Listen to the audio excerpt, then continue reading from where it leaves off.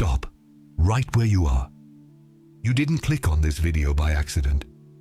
Something brought you here, and that something has a name, a presence, and it's moving on your behalf this very second. While you were scrolling, debating whether to watch this or skip it, someone else had already decided for you. And that someone isn't human. Stay with me until the end. Before we finish, I'm giving you a 3-step protocol to activate the protection that's already over your life. Protection you just haven't learned how to see yet. You're carrying a weight that no one around you seems to understand. It's not just sadness, because you aren't always crying. It's something deeper, caught between bone-deep exhaustion and a nagging certainty that you're meant to be somewhere else. It's the feeling of being out of sync with the rest of the world, like everyone else has the right sheet music and you're playing a melody no one else can hear. You find yourself at 11 p.m. with your phone in your hand, scrolling endlessly, not even sure what you're looking for. It's not a distraction. It's a silent question. Is anyone actually in my corner? Sometimes in the middle of a normal conversation, at the office, with family, at the grocery store, you feel a sudden distance, like your body is there, but your mind is somewhere else, somewhere you can't quite name. And then there's the guilt, the kind that creeps in when you think about giving up on something you started with so much faith. When you look at what hasn't happened yet and feel like maybe you're the problem, your faith is too weak, your patience is too thin, your worthiness is a question mark, but you're still standing. That isn't a small thing. That's proof. If this hits home, let that like button be your public amen. Heaven takes note of what you confess in the open. I'm handing you 3 things before this video ends. First, the spiritual truth behind that exhaustion. Because what you're labeling as weakness is actually the clearest sign that a battle is being fought for your destiny. Not in the past. Right now. Second, a 3-step protocol you can use tonight to align yourself with what's being done for you behind the scenes in the unseen realm. You seek. You dedicate yourself. You do everything right, and yet abundance never comes. And the worst part? You start wondering if you're doing something wrong, if you're being heard up above, if it's meant for you at all. It's not a lack of faith or worthiness. It's a spiritual blockage that ordinary prayer alone cannot break. The Miracle Journal unblocks this in 21 days with a spiritual protocol that works exactly where your prayer doesn't reach. Along with the journal, you'll also receive as a gift the prayer guide and the Psalms manual with the most powerful sacred practices and texts to deepen your transformation. To claim your version of the journal, tap the link in the comments right below this video. The scenes in the unseen realm. Third, a declaration that will leave your lips before you hit the pillow tonight, and it's going to resonate differently than anything you've ever said before. Don't leave. Don't break the connection now. I saw every moment you wanted to quit and didn't. That wasn't just holding it together. That was courage I placed inside you for this exact hour. I need you to pay attention to a few signs, not as a checklist of blessings, but as a spiritual diagnosis. Before we go further, close your eyes for a second. Take a breath. What I'm about to say needs to land in your heart, not get lost in the noise of everything else you're thinking about. The first sign is the isolation you didn't ask for. Suddenly, certain people drifted away. There was no big blowout, no betrayal. They just faded out. You called it abandonment. In reality, it was surgical separation. Whatever isn't allowed to enter your next season was removed so the extra weight wouldn't stop you from walking. It's not rejection. It's a cleared path. The second sign is the door that slammed shut at the worst possible time. An opportunity, a job, a relationship, a contract. It was blocked just when it seemed perfect. You called it failure. It was protection. What looked like your destination was actually a detour from your real purpose. The door closed because the hallway that's about to open needed time to be built. You didn't lose. You were rerouted. The third sign is the sleep that doesn't rest. You wake up exhausted. Not because you're getting sick, but because a part of you is working while you sleep. The spiritual dimension of your life is in high gear. Battles are being fought, not over you, for you. Your physical fatigue is an echo of spiritual warfare. There is more happening than your body can register. The fourth sign is the feeling that you're being watched. At random moments you feel a presence. Not scary, warm. Sometimes it's in the kitchen, sometimes in gridlock traffic, sometimes in a moment of silence. You usually brush it off. Stop brushing it off. What you feel is real. It's not your imagination looking for comfort. It's the recognition of a reality that is already active. The fifth sign is the resistance that grows as you get closer. The more you move in faith, the more you pray, the more you believe, the more the pressure turns up. You call that a sign that you're on the wrong path. It's the exact opposite. Resistance peaks when the enemy realizes you're about to claim what's yours. The attack doesn't prove weakness. It proves proximity. If even one of these signs describes your week, type 3 in the comments. This isn't a coincidence. It's confirmation. When Moses died, Joshua was left alone with the weight of leading 2 million people to the Promised Land. He didn't ask for the job. He was drafted. And on his first night as leader, before any battle, before any victory, he didn't get a tactical plan. He got a word. Be strong and courageous. Do not be afraid, for I am with you wherever you go. Joshua didn't know how to cross the Jordan River. He didn't know how to bring down the walls of Jericho.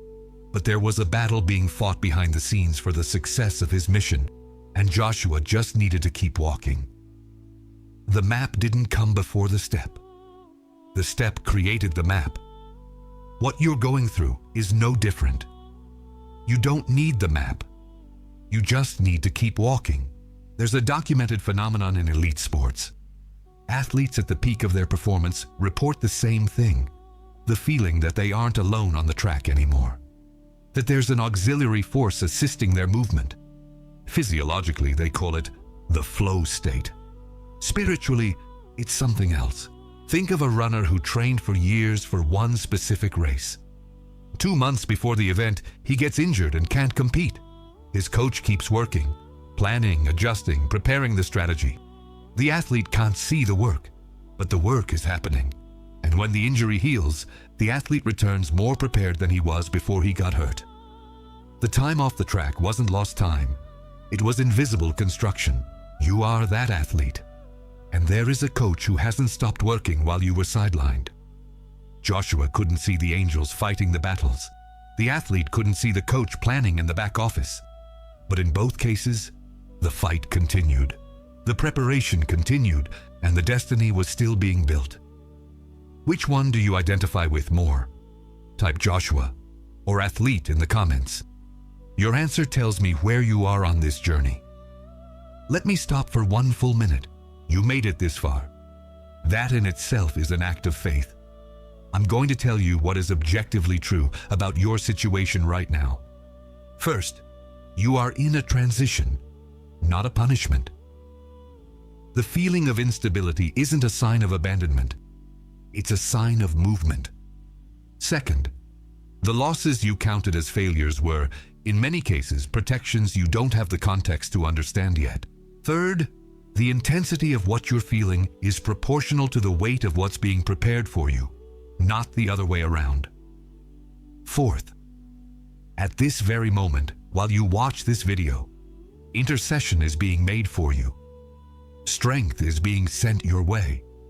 This isn't poetry. It's spiritual reality. And here is who you are in the middle of all this. You thought I was silent. I was in motion. Every door I closed with my own hand to protect what belongs to you. Every person who left, I authorized their exit. You weren't abandoned. You were kept for what comes next. There are 3 things that define you, and the battle you're in confirms them. The first identity is the target with a protected destiny. Targets aren't chosen by accident. If there's a fight surrounding you, it's because there's something inside you worth the fight. The fact that the enemy has invested resistance in your life is the clearest proof that heaven has already declared what you carry. You aren't being hunted because you're weak. You're a target because you're a carrier of something that matters. This identity gives you permission to stop defending yourself like you're small. The second identity is the tested survivor. You're still here. After everything that came against you, you didn't fold. You might have bent, but you didn't break. That's the process. It's not meaningless suffering, it's formation. What was tested in you has become part of your structure. You aren't going to the next level without what was built in this one. This identity confirms that the pain you endured wasn't in vain. It was incorporated into your strength. The third identity is the one God trusts. This is the point that changes everything. You don't just trust God. I trust you. I didn't put this battle in your life because you were the strongest. I put it there because, in heaven's design, you were the most qualified for what needs to be done. The trust is mutual, and my side is already in action. This identity gives you the right to something you've maybe never given yourself. The right to be enough for what you were called to do. Which of these three identities hit home the hardest? Type it in the comments. Target, tested, or trusted.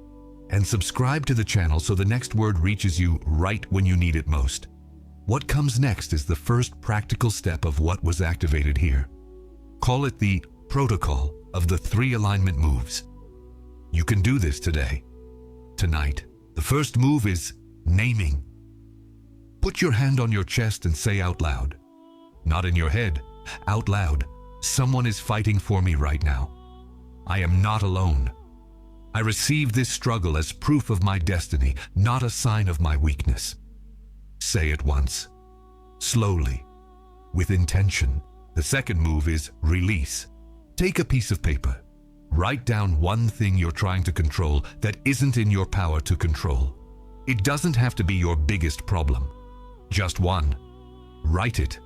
Then say, I let this go. Not because I quit, but because I trust the one fighting for me. Fold the paper. Put it away.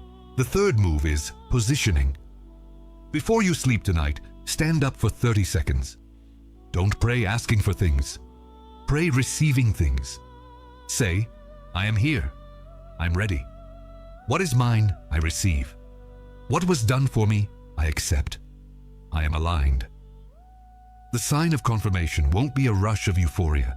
It will be stillness, a slight lightness, almost imperceptible, that shows up between the third word and the moment you close your eyes. Don't force it. Just notice it. But before you go, I need to tell you what's going to try and stop this. In the next 72 hours, 3 things will be launched at you. Not as a possibility, as a certainty. The first is urgent forgetfulness. An emergency will pop up. A task, a notification, an obligation that feels like it needs your attention. Now. It will come disguised as responsibility.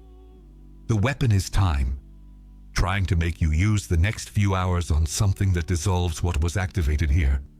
Recognize it when it shows up. What's truly urgent can wait 30 minutes. The second is rational doubt. A voice will ask, was that even real? Weren't you just getting emotional? It will come disguised as common sense. It will sound mature, grounded, skeptical in a healthy way. The weapon is retroactive disqualification, trying to make you re-examine what you felt until it seems smaller than it was. Don't debate it. Just remember, what you felt, you felt. Don't hand over for analysis what was given by revelation. The third is paralyzing comparison. Someone, a real person, will show up in your feed or your life with a win, a promotion, a relationship, a breakthrough. And a thought will hit. Why them? Why not me? It will be disguised as a fair question. The weapon is a shift in focus, pulling you out of your rhythm to put you in someone else's. Destinies aren't parallel. What came for that person, in that time, for that purpose, isn't yours. Yours has a different shape, a different timing, a different weight. And there's an internal enemy subtler than all three. The voice that says you don't deserve what was promised here. That there's something specifically wrong with you that makes this inapplicable. That voice isn't your conscience. It's the voice of the blockage trying to keep itself alive. When it shows up, and it will, say out loud, "That is not my voice." Type "protected" in the comments. The decree is sealed over you. Before you go, I need a moment with you. Stay where you are. Relax your shoulders. If you can, put both feet on the floor. Now mentally, place everything that feels heavy right in front of you. The problems you're trying to solve. The things you're waiting for. The fears about what might not happen. Put it all right there for a second. Now hand it over. Not as a surrender of defeat, as the gesture of someone who knows they aren't alone. You're here. I know about the 11 p.m. exhaustion, the phone in your hand looking for an answer I already had. I saw that moment in traffic when you felt me and brushed it off. I was there. I'm here now. The fight you don't see is real. The ones I've assigned to fight for you haven't stopped. Not when you doubted. Not when you messed up. Not even when you tried to test me with your silence. I trust you.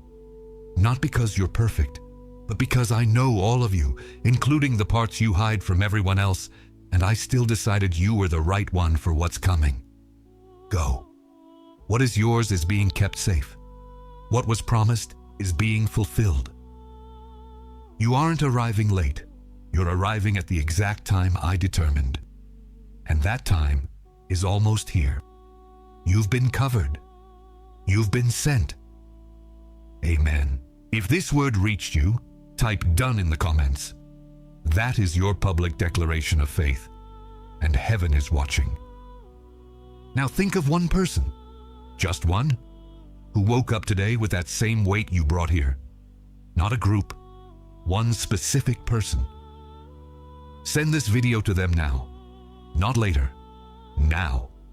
And if they want to go deeper than what this video gave them, the link is in the first comment, waiting for them just like it waited for you. The next video continues where this one left off. Don't miss it. It is done. You aren't the same person you were when this started. You seek. You dedicate yourself. You do everything right, and yet abundance never comes. And the worst part? You start wondering if you're doing something wrong. If you're being heard up above. If it's meant for you at all. It's not a lack of faith or worthiness. It's a spiritual blockage that ordinary prayer alone cannot break. The Miracle Journal unblocks this in 21 days with a spiritual protocol that works exactly where your prayer doesn't reach. Along with the journal, you'll also receive as a gift the prayer guide and the Psalms manual with the most powerful sacred practices and texts to deepen your transformation. To claim your version of the journal, tap the link in the comments right below this video.